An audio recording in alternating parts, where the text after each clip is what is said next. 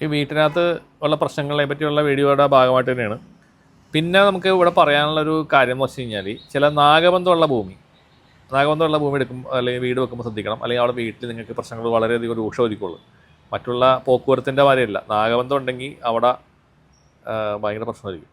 അത് നാഗത്തിൻ്റെ സെൻറ്ററിലാണ് നിങ്ങൾ വീട് വെച്ചേക്കണമെന്നുണ്ടെങ്കിൽ ഒന്നും പറയാനില്ല.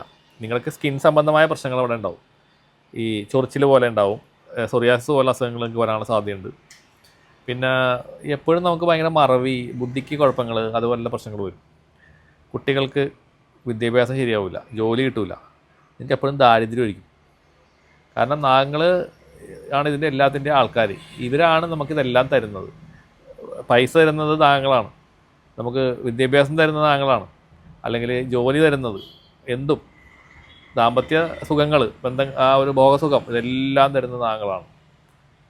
അപ്പോൾ ചില ആൾക്കാരൊക്കെ പറഞ്ഞിട്ടില്ലേ, ഇത് രാഹു ബലവാനായിട്ട് നിൽക്കുകയാണ്, അവൻ ഭയങ്കര ഇതായിട്ട് നടക്കുന്ന ആളാണെന്നൊക്കെ പറഞ്ഞിട്ടില്ലേ നമ്മൾ. അതെന്ന് വെച്ച് കഴിഞ്ഞാൽ രാഹു എന്ന് പറഞ്ഞാൽ നാഗം തന്നെയല്ലേ. അപ്പോൾ അവരുടെ ജാതകത്തിൽ രാഹു ഉച്ചനായിട്ട് നിൽക്കുന്നു കഴിഞ്ഞാൽ പാമ്പിൻ്റെ പോലെ എന്ന് പറയണം, അതിൻ്റെ പവറായിരിക്കും, ഹൈ പവറായിരിക്കും. അപ്പോൾ അതേപോലെ ഈ രാഹുവൊക്കെ ഇവിടെ ഉണ്ടെങ്കിൽ, അല്ലെങ്കിൽ നാഗം നമ്മുടെ ഭൂമിയിലുണ്ടെങ്കിൽ, അത് ഉത്തമനാഗം, അധമനാഗം, മധ്യമനാഗം, 3 സൈസ് നാഗങ്ങളുണ്ട് എന്നാണ് പറയപ്പെടുന്നത്. എനിക്ക് ഇത്ര അറിഞ്ഞൂറ് കേട്ടോ, കൂടുതലൊന്നും എന്നോട് ചോദിക്കരുത്. ഇതൊക്കെ അറിവുള്ളവർ ചോദിച്ച് മനസ്സിലാക്കാം. ഞാനിത് ഒരു തച്ചൻ്റെ കൂടെ കുറച്ച് കാലം നടന്നപ്പോൾ കുറച്ച് കാര്യങ്ങൾ പഠിച്ചെടുത്താണ്. അപ്പോൾ ഈ ഉത്തമനാഗം ഉണ്ടെങ്കിൽ പറഞ്ഞേക്കണത് സ്വർണ്ണക്കടല നാഗമായിരിക്കും. അതാണെന്നുണ്ടെങ്കിൽ നമുക്ക് നല്ലതാണ്. ആ നാഗത്തിന് നമ്മൾക്കൊരു വിളക്കൊക്കെ വെച്ച് കഴിഞ്ഞാൽ എച്ച് ഡി മുകളിലോട്ട് കയറ്റി വയ്ക്കും. ഉത്തമനാഗം പിന്നെ മധ്യമനാഗമാണെങ്കിലും വലിയ കുഴപ്പമില്ല. അധമനാഗമാണെന്നുണ്ടെങ്കിൽ കഴിഞ്ഞ പരിപാടി, അവൻ നമ്മളെ കുത്തുവാലെടുപ്പിക്കും, ഒറ്റവാക്കി പറഞ്ഞു.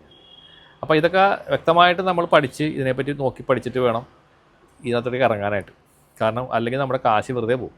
ഉള്ള സ്ഥലങ്ങളിലൊക്കെ പോയി ഓരോ പൂജ ചെയ്ത് ആ പൂജ, ഈ പൂജ, മറ്റേ പൂജ എന്നൊക്കെ പറഞ്ഞിട്ട് ഇങ്ങനെ പറഞ്ഞുകൊണ്ടേയിരിക്കും ആൾക്കാർ. ഇതെല്ലാം ചെയ്ത് കഴിഞ്ഞ് നമ്മുടെ കാശും പോവും, ലാസ്റ്റ് നമുക്ക് റിസൾട്ടും കിട്ടൂല. അതാണ് നാഗത്തിൻ്റെ വിഷയം. നാഗത്തിൻ്റെ വിഷയം എന്ന് പറഞ്ഞു കഴിഞ്ഞാൽ ഭയങ്കര ഒരു സംഭവം തന്നെയാണ്. കാരണം ഇത് പറയാണ്ടിരിക്കാൻ നിർത്തില്ല. രാങ്ങളുടെ കേസ് സാധാരണ ഞാൻ എടുക്കാറില്ല, പക്ഷേ ആളുകൾക്ക് പറഞ്ഞു കൊടുക്കാറുണ്ട്. നാഗത്തിൻ്റെ വിഷയങ്ങളുണ്ടെങ്കിൽ അത് ഇന്ന പോലത്തെ കാര്യങ്ങൾ ചെയ്യുമെന്ന് പറയാറുണ്ട്. അത് ചെയ്ത ആൾക്കാർക്ക് കുറേ മാറ്റങ്ങൾ വന്നിട്ടുണ്ട് കേട്ടോ. പക്ഷേ ഞാനായിട്ട് ആ ഒരു സംഭവം ഞാൻ എടുക്കാറില്ല. എനിക്കതൊരു വലിയ ഇഷ്ടമുള്ള പണിയല്ല അത്. അപ്പോൾ നിങ്ങൾ നോക്കിയും കണ്ടൊക്കെ മുന്നോട്ട് പോവുക. നാഗങ്ങളുടെ കേസ് നിങ്ങളുടെ ഭൂമിയിലുണ്ടെങ്കിൽ. എല്ലാവർക്കും നന്മ വരട്ടെ.